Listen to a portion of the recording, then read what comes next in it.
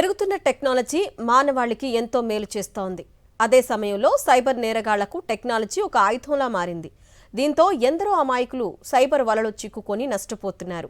పలు ప్రభుత్వ సంస్థలు కూడా అప్పుడప్పుడు సైబర్ దాడులకు గురవుతున్నాయి.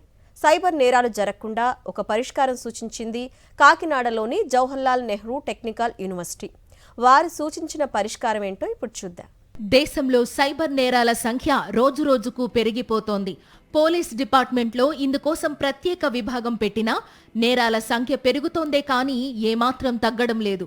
అలాంటి నేరాలను ముందుగానే గుర్తించి అప్రమత్తం చేసే ఓ వ్యవస్థను రూపకల్పన చేసేందుకు కాకినాడ జేఎన్టీయూ ముందుకు వచ్చింది. ఏఐ ఆధారిత వ్యవస్థతో సైబర్ నేరాలను ముందుగానే గుర్తించవచ్చని అంటున్నారు కంప్యూటర్ సైన్స్ ప్రొఫెసర్ చక్రవర్తి. డిజిటల్ ఇండియా ప్రాజెక్టు కోసం పరిశోధన పత్రాన్ని పంపగా కేంద్ర ఎలక్ట్రానిక్స్ ఇన్ఫర్మేషన్ టెక్నాలజీ మంత్రిత్వ శాఖ సంతృప్తి వ్యక్తం చేసింది.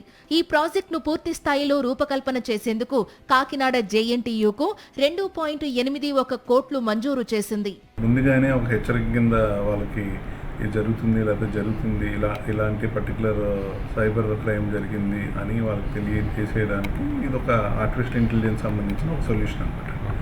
సో దీనికి ఈ గవర్నమెంట్ వాళ్ళు శాంక్షన్ చేసింది 2.81 క్రోర్స్ శాంక్షన్ చేశారు. సో ఇది ఏంటంటే 2 years డ్యూరేషన్ ఉంటుందండి. ఇందులో ఏమో అడ్వాన్స్డ్ ఆర్టిఫిషియల్ ఇంటెలిజెన్స్ ఫ్రేమ్వర్క్ వాడి ఒక సైబర్ థ్రెట్స్ ఏవైతే ఉన్నాయో వాటిని డిటెక్ట్ చేయడానికి ఒక ఫ్రేమ్వర్క్ లాగా తయారు చేస్తాం.